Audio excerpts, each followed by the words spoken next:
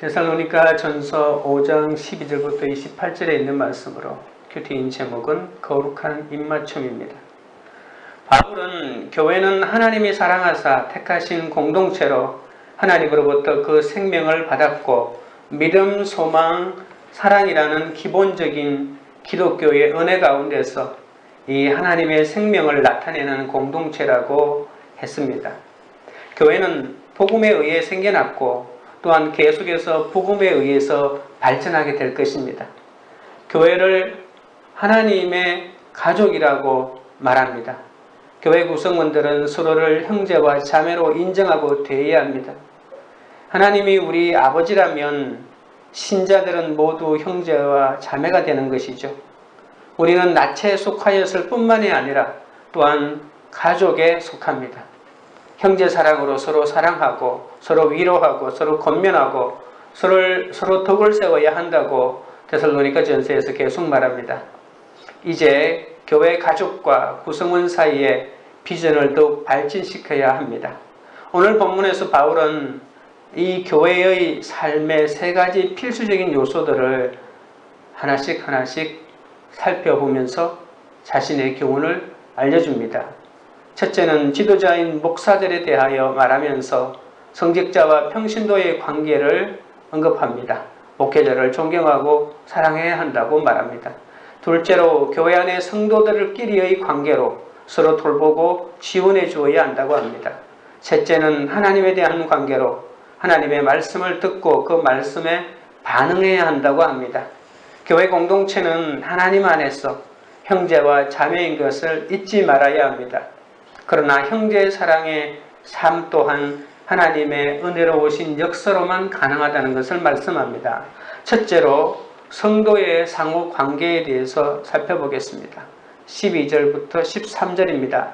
형제들아, 우리가 너희에게 구하노니 너희 가운데서 수고하고 주 안에서 너희를 다스리며 고난하는 자들을 너희가 알고 그들의 역사로 말미암아 사랑 안에서 가장 귀히 여기며 너희끼리 화목하라.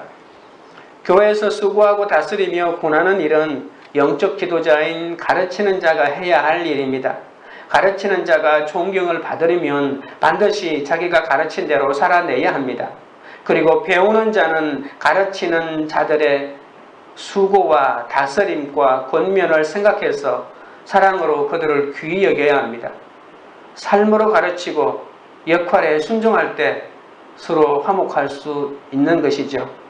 교회가 성직자의 권세를 손에 쥐고 또 모든 목회적인 지도력과 사역을 독점하면서 평신도를 사역의 대상으로만 여기고 지나친 복종을 요구한다면 하나님이 원하시는 교회의 모습이 아닙니다. 재능있고 유능한 평신도들도 하나님께서 주신 은사를 개발하여 적절한 교회 현장에서 일하게 해야 합니다. 교회의 모든 구성원은 유기체적인 몸처럼 저마다 독특한 기능과 역할이 있는 것이죠. 데살로니가 교회에서도 목회자와 성도들 사이에 균형과 조화가 깨어지니 어떤 형태의 교역자도 필요 없다고 주장하는 자들이 생겨났습니다. 그리스도가 자신의 피로 값주고 사신 양떼를 치는 특권을 목회자에게 위임하셨다는 사실도 간과해서는 안 됩니다. 하지만 교회는 목회적인 감독을 받기도 하고 목사들이 모든 것을 지배하고 조직해서도 안 됩니다. 목회자의 감독과 지도를 받는 것이 필요하지만 그렇다고 해서 그것을 기회로 삼아서 독점하고 또 지배해서는 안 되죠. 평신도들과 적절하게 역할을 분담해야 합니다. 데살로니가 교회는 아리스타고와 세군도라고 하는 지도자가 있었다는 기록도 있습니다. 이 지도자들이 어떻게 목회를 했는지 구체적으로는 알 수 없지만 아마도 과학적이고 독재적인 행동으로 거부감을 불러일으키지 않았나라고 하는 추측도 해볼 수 있습니다.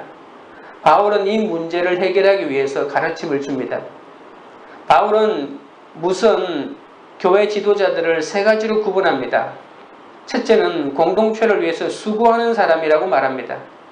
오늘 우리가 읽었던 본문 13절에 보시면 너희 가운데 수고하고 라고 이렇게 먼저 지도자를 그렇게 지칭합니다.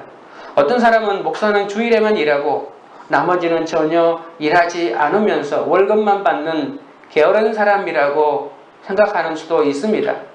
그러나 바울은 그렇지 않다고 합니다. 그들의 수고를 알아주어야 합니다. 수고한다라고 하는 것은 육체의 노동을 말합니다. 자기 몸으로 땀을 쏟아내는 노동을 말합니다.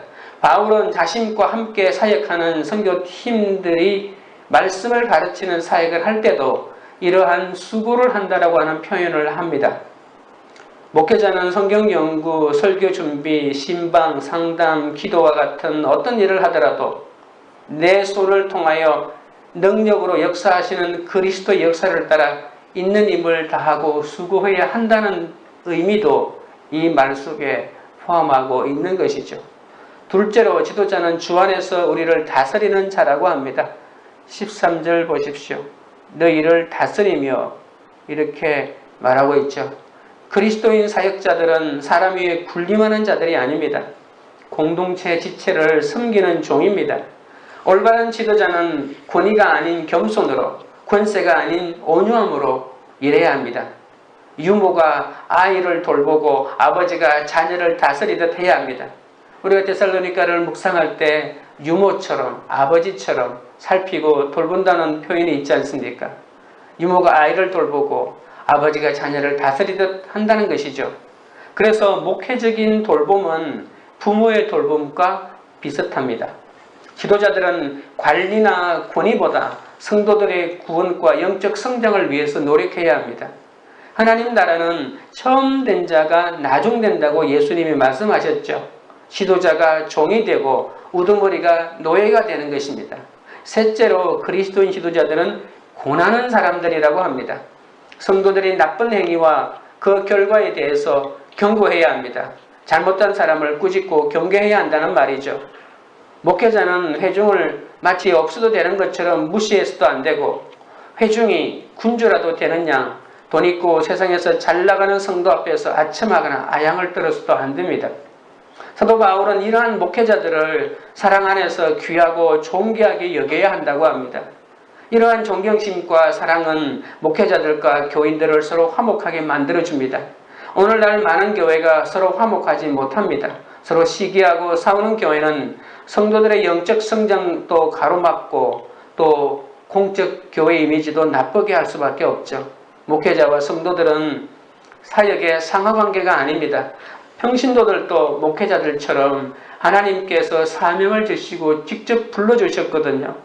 하나님이 서로 다른 사람을 서로 다른 사역으로 부르셨다는 것을 알고 부지런히 그리고 겸손하게 자신의 맡은 사역을 수행해야 합니다. 다른 사람들에게 하나님이 정하신 그들의 수고를 알아주고 또 존경과 사랑을 보낼 때 교회는 한 가족으로 복된 화목이 넘치게 됩니다. 14절 15절입니다. 또 형제들아 너희를 권하노니 게으른 자들을 권계하며 마음이 약한 자들을 격려하고 힘이 없는 자들을 붙들어주며 모든 사람에게 오래 참으라. 삼가 누가 누구에게든지 악으로 악을 갚지 말게 하고 서로 대하든지 모든 사람을 대하든지 항상 선을 따르라. 어려움에 부닥친 사람들은 서로 돌보아야 합니다. 목회자가 있다고 해도 교인들은 서로 돌보는 책임을 면제받은 것은 아닙니다. 바울은 형제들이 돌보아야 하는 세 부류의 집단을 말합니다. 첫째, 일하지 않고 꾀부리는 게으른 자들을 격려해야 한다고 합니다. 죽은 친구들과 자신의 구원을 염려하였던 겁 많은 마음 약한 자들을 격려하고 또 성적인 욕망의 자제가 어려운 힘이 없는 자들을 붙들어 주어야 한다고 합니다. 붙들어 주다라고 하는 말은 마음이 약한 자들이 필요한 것들을 헤아려 주어야 한다는 것이죠. 왜 너는 그것도 못해라고 이렇게 말해서는 안 된다는 것입니다. 또 그들 모두에 대해서 오래 참아야 한다고 합니다. 왜냐하면 게으른 자들과 마음이 약한 자들과 힘이 없는 자들과 그리고 믿음과 행동의 문제로 괴로움을 당하는 자들이 바로 내 가족이기 때문이라는 것입니다. 모든 교회가 한 아버지를 섬기기 때문에 교회 구성원들은 우리의 형제와 자매잖아요. 그래서 나하고 상관없는 사람이 약하고 힘든 것이 아니라 바로 내 형제와 자매가 그렇게 힘들다고 생각하면 그 문제를 간단하게 남의 일처럼 볼 수는 없다는 것입니다. 모든 교회는 이런 다루기 어렵거나 요구사항이 많거나 실망을 잘하거나 까다롭고 또 어떻게 보면 무례하기까지 한 그러한 사람들이 많이 있습니다. 인내가 없이는 참 사귀기 힘들고 교제가 힘든 사람들이 많이 있습니다. 그렇다고 하더라도 그 사람들을 향하여 마음대로 해도 인내심이 없이 돼도 좋다고는 사도 바울이 절대로 말하지 않습니다. 그런 일하지 않고 게으르고 그리고 믿음이 약하고 겁도 많고 또 어려움이 많은 그런 사람들을 인내심을 가지고 참으면서 대해야 된다고 사도 바울이 말하고 있는 것이죠. 오래 참는다고 하는 것은 내가 참을 만큼 참았다라고 화낼 때 하는 말이 아닙니다. 나 참을 만큼 참았어 라고 하면서 하는 말이 아닙니다. 왜냐하면 오래 참는 것은 하나님의 속성이고 성령의 열매고 또 우리가 고린도전서 13장에서 보듯이 사랑의 특징이기 때문에 그렇습니다. 사랑이 뭐지? 오래 참는 것, 인내하는 것이죠. 하나님이 바로 우리에게 무한히 참지 않았습니까? 우리 역시 다른 사람에 대해서 오래 참아야 한다고 말합니다. 오래 참는 것, 이 성령이 주시는 열매, 이 하나님의 속성, 사랑의 특징이 있어야만이 교회가 유지되는 것이죠. 교회는 내가 아무렇게 해도 잘 움직여지는 것이 아니라 이 사랑이 없이는, 인내함이 없이는 불가능하다는 것이 교회의 특징이기도 합니다. 둘째로 바울은 너희 가운데 누구든지 악으로 악을 갚지 말라고 합니다. 예수님의 산상수훈의 가르침과 비슷하지 않습니까? 예수님을 따르는 자들은 복수와 보복을 해서는 안 됩니다.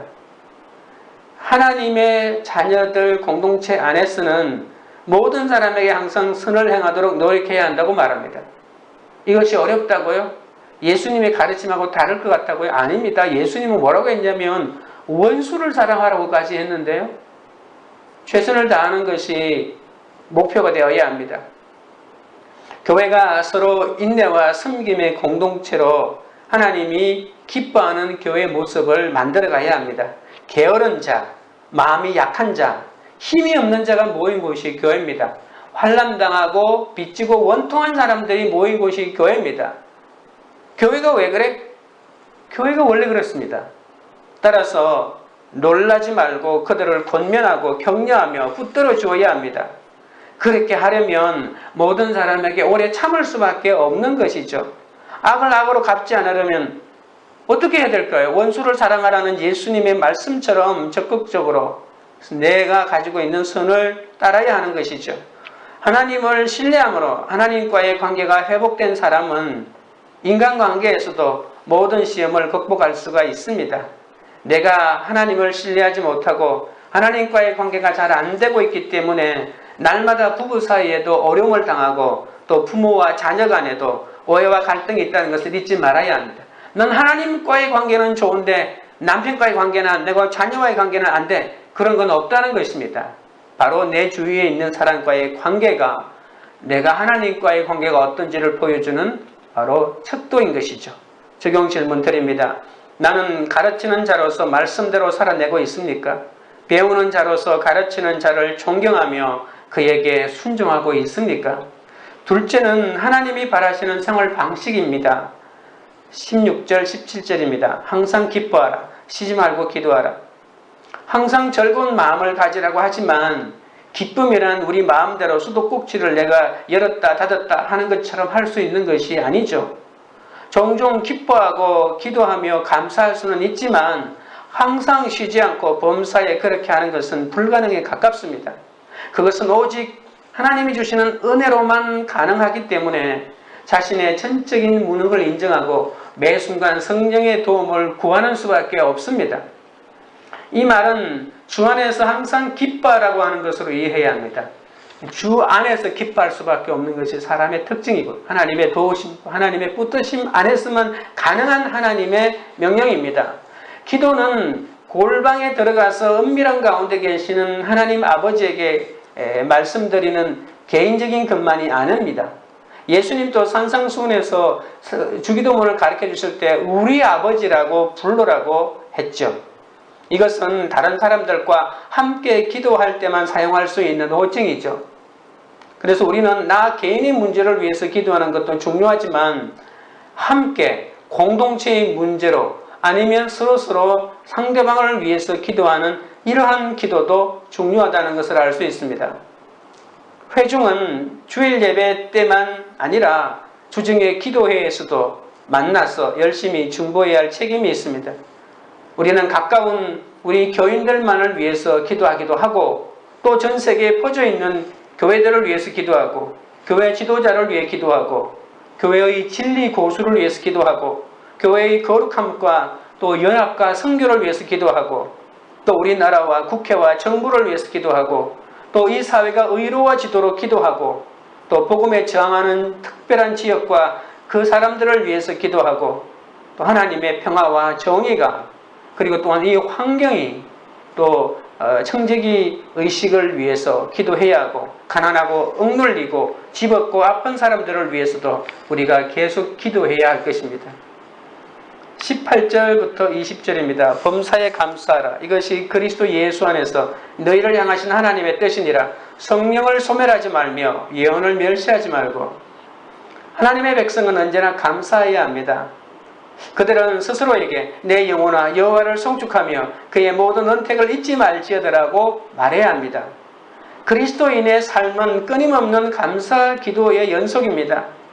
우리는 물질적인 복과 그리고 무엇보다도 예수 그리스도를 통해서 세상을 구속하신 하나님의 무한한 사랑에 대해서 감사해야 합니다. 모든 상황에서 하나님께 감사할 수는 없지만 우리는 어떤 일이 일어나더라도 하나님께 감사해야 한다는 각오가 있어야 합니다. 때로는 찬양하고 기도하며 하나님에게 감사하고 싶지 않을지도 모릅니다. 그러나 그때도 감사해야 합니다.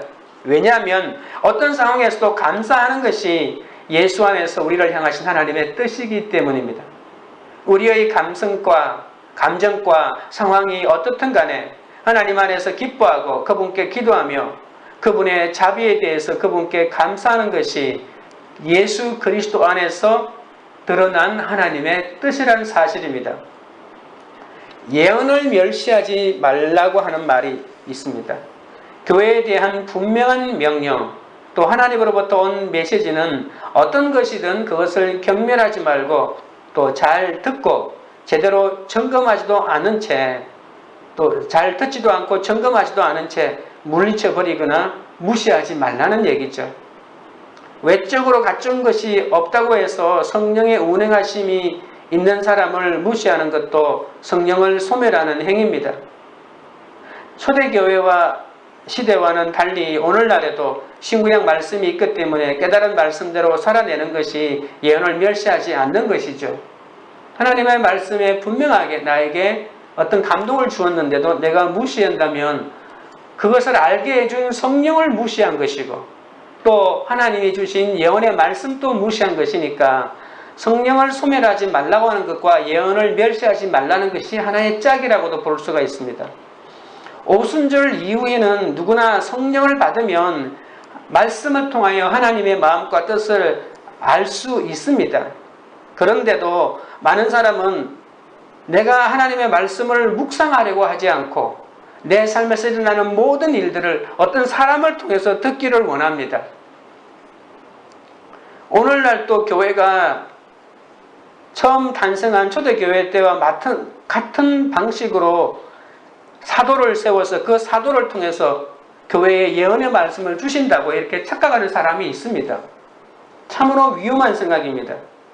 우리의 구원과 우리가 알아야 할 하나님에 대한 모든 것은 이미 하나님의 말씀의 성경에 다 기록되어 있습니다. 성경에 기록되어 있는 계시가 부족하기 때문에 또 어떤 사람을 세워서 그 사람의 입을 통해서 하나님의 생각을 전달한다고 하는 것은 위험합니다. 그래서 요즘 또 하나님이 세우신 사도가 있다고 말하는 사람들이 있습니다.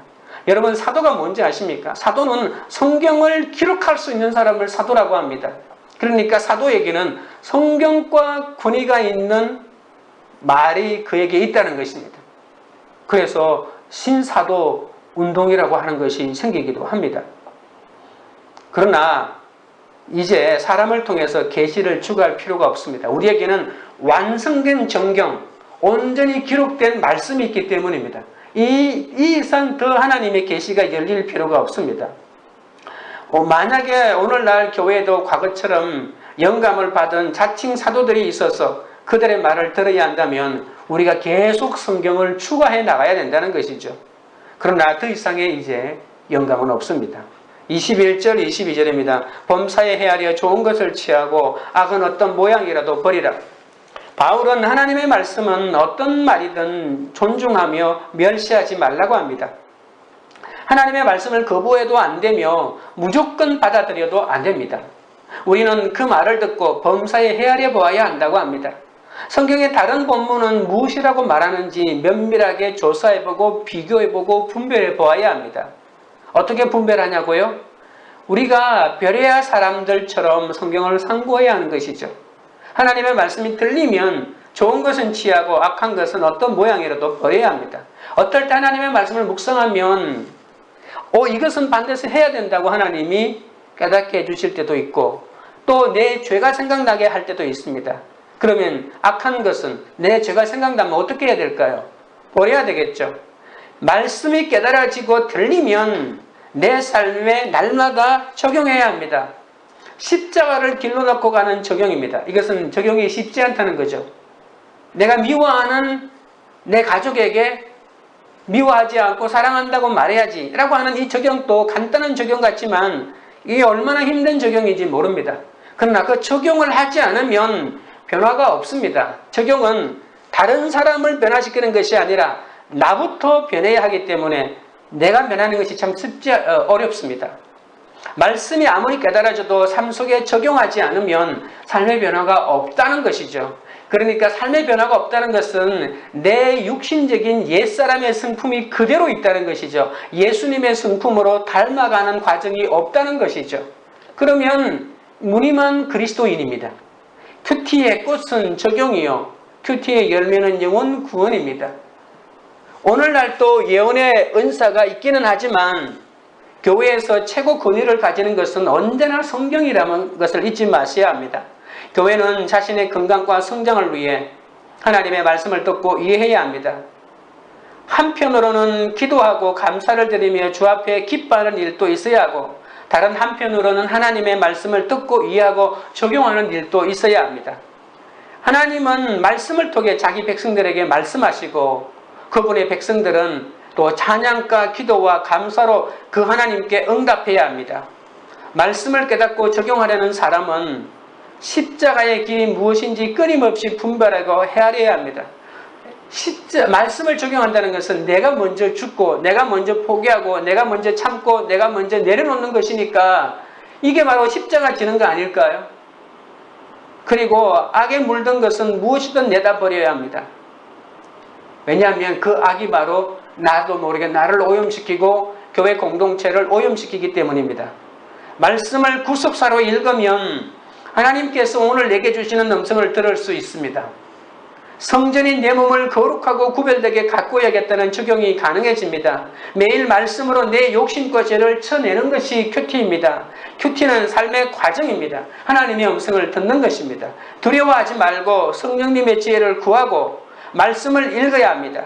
선한 마음으로 하면 성령님이 친히 가르쳐 주십니다. 말씀 깨닫는 지혜는 바로 여기에 있습니다. 오직 성령님이 함께 하시면 그 뜻을 잘 알아들을 수 있습니다. 적용 질문 드립니다. 나를 향한 하나님의 뜻은 특별한 것이 아니라 오늘 하루 기뻐하고 기도하며 감사하는 것임을 알고 있습니까? 셋째로 거룩을 이루어가는 하나님입니다.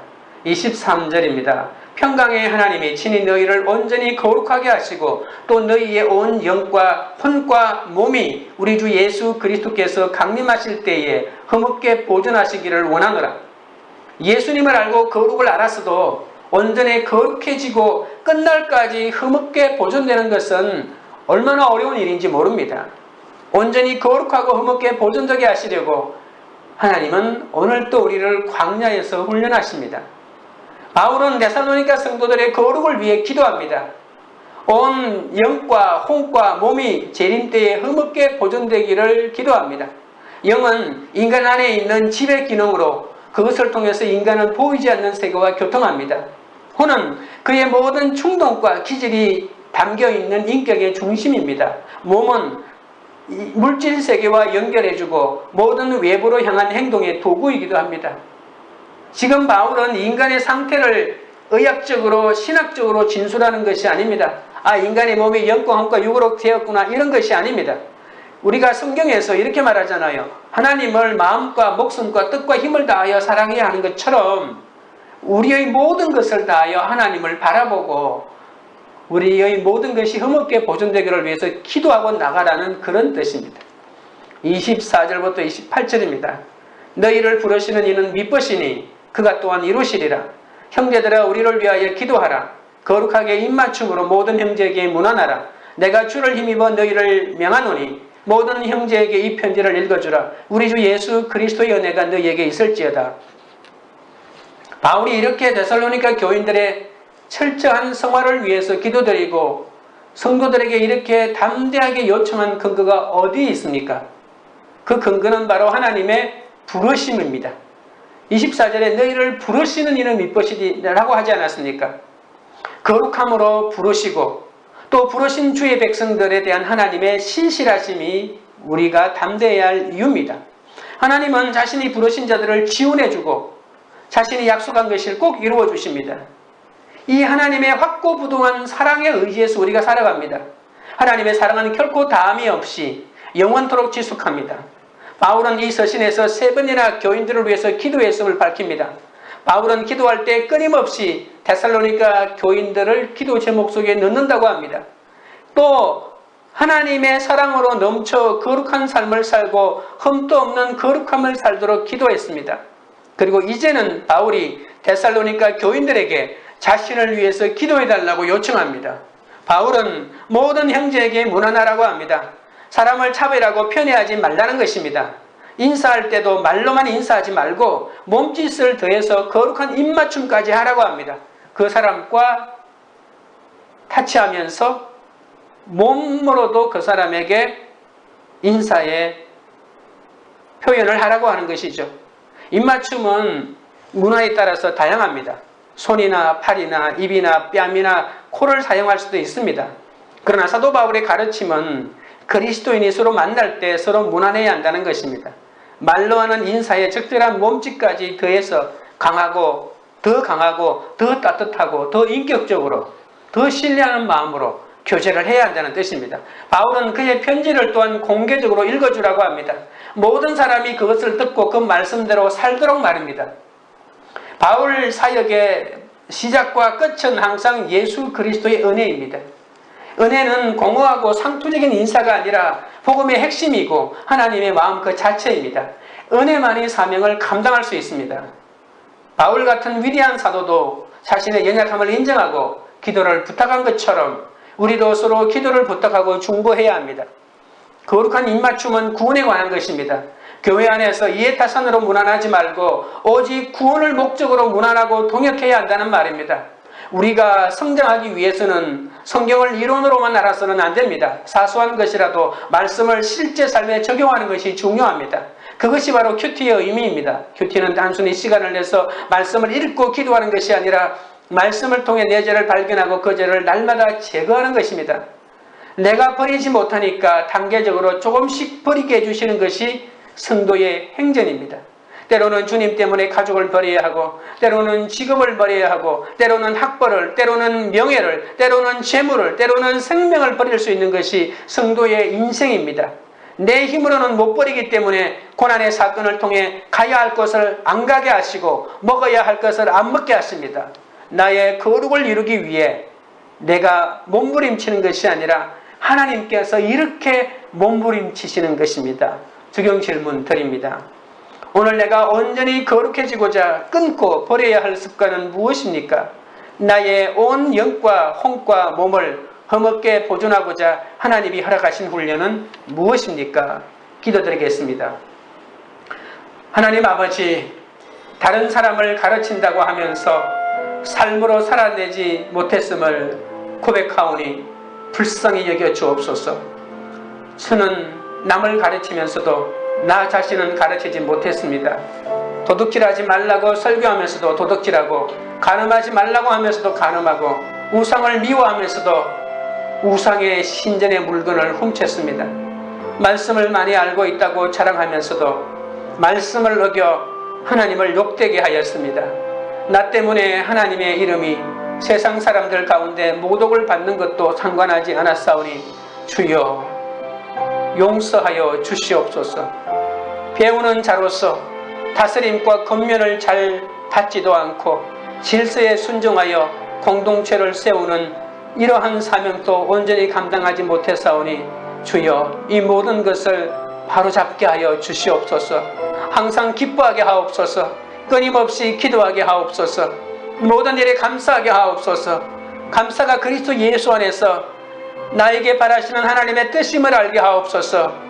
주여 성령을 소멸하지 않게 하시고 예언을 멸시하지 않아 날마다 말씀으로 묵상하고 성령이 주시는 적용으로 변해가는 삶이 되게 하옵소서. 사람을 차별하지 않고 모든 것을 말씀으로 분간하고 좋은 것을 굳게 잡게 하옵시고 악은 어떤 모양이라도 버리고 내 거룩한 삶을 오염시키지 않도록 하나님 주님께 나가게 하옵소서. 항상 기뻐하고 기도하고 감사할 수 있도록 주님이 권능의 손길로 붙잡아 주시옵소서. 우리를 향한 하나님의 뜻은 특별한 것이 아니라 오늘 하루 동안 내가 기뻐하고 감사하며 기도하는 것임을 알게 하옵소서. 온전히 거룩해지고자 오늘 하루도 우리의 십자가를 잘 지고 가도록 도와주시옵소서. 광교리들 교회가 말씀을 가르치는 자로서 말씀대로 살아내는 공동체가 되게 하옵소서. 배우는 자로서 가르치는 자를 존경하며 그에게 순종하는 공동체가 되게 하옵소서. 서로를 위해 기도하고 어떤 사람도 차별하거나 편애하지 않고 무난하고 돌보며 거룩한 입맞춤으로 다가가는 사랑의 공동체가 되게 하옵소서. 우리는 하나님께 속한 자로 게으른 자들을 훈계하며 마음이 약한 자들을 격려하고 힘이 없는 자들까지 붙들어주고 모든 사람에 대하여 오래 참는 예수님 닮아가는 그런 공동체가 되도록 인도하여 주옵소서. 예수님의 이름으로 기도드리옵나이다. 아멘.